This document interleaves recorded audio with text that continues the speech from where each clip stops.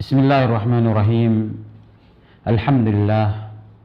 Wassalatu wassalamu ala Rasulillah wa ala alihi wa ashabihi wa man tabi'ahum bi ihsanin ila yaumiddin. Amma ba'd.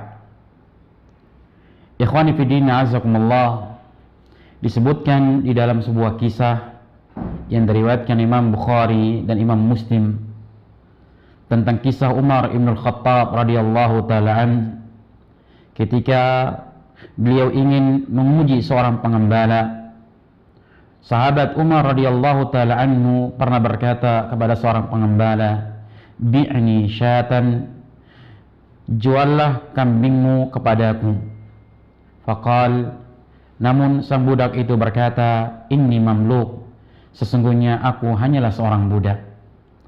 Faqal, kemudian Umar ibn Khattab radhiyallahu ta'ala anhu berkata kepadanya, "Qul li sayyidika akalah dhi'bu." Nanti katakanlah kepada tuanmu bahwa sesungguhnya kambingmu telah dimakan serigala. Qala, kemudian sang pengembala tersebut berkata, "Fa aina Allah?" Lalu di manakah Allah Subhanahu wa taala? Mendengarkan ungkapan dari sang budak tersebut, fabaka Umar radhiyallahu ta'ala anhu. Sahabat Umar bin Khattab radhiyallahu ta'ala anhu pun menangis. Kemudian setelah itu sahabat Umar bin Khattab radhiyallahu ta'ala anhu membebaskan budak tersebut. Jamaah sekalian yang dirahmati Allah Subhanahu wa taala, dalam kisah yang mulia ini menunjukkan kepada kita tentang al-ihsan. Al-ihsan sebagaimana yang diterangkan oleh Nabi kita Muhammad sallallahu alaihi wasallam, an ta'budallaha ka'annaka tarah. Engkau beribadah kepada Allah Subhanahu wa taala seakan-akan Allah Subhanahu wa taala melihatmu. Jika engkau tidak melihat Allah Subhanahu wa taala, maka sesungguhnya Allah Subhanahu wa taala melihatmu. Jamaah sekalian yang dirahmati Allah Subhanahu wa taala, perjalanan hidup kita selama hidup di dunia senantiasa dalam pantauan Allah, dalam penglihatan Allah, di dalam pengawasan Allah Subhanahu wa taala. Oleh karenanya Allah Subhanahu wa taala berfirman, "Inna rabbaka labil mirsad." Kemudian juga Allah Subhanahu wa taala berfirman, "Innallaha kana 'alaikum raqiba." Sesungguhnya Allah Subhanahu wa taala senantiasa menjaga dan mengawasi dirimu.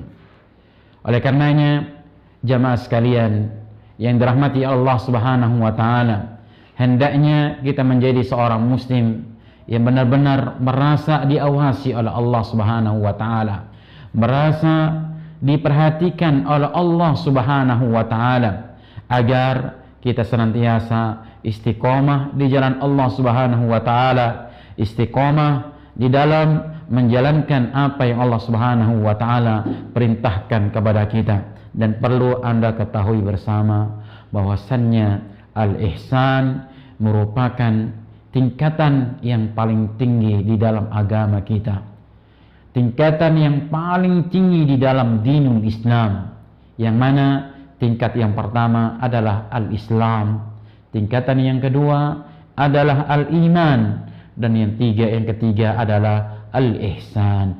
Anta abudallaha ka'annaka tarah. Engkau beribadah kepada Allah Subhanahu wa taala seakan-akan engkau melihatnya. Fa illam takun tarah, jika engkau tidak melihat Allah Subhanahu wa taala, fa innahu yarak, maka sesungguhnya Allah Subhanahu wa taala melihatmu dan menguasimu. Barakallahu fikum. Semoga Allah Subhanahu wa taala senantiasa menjaga kita, dan semoga kita senantiasa istiqamah di atas jalan Allah Subhanahu wa taala. Barakallahu fikum. Wassalamu alaikum warahmatullahi wabarakatuh.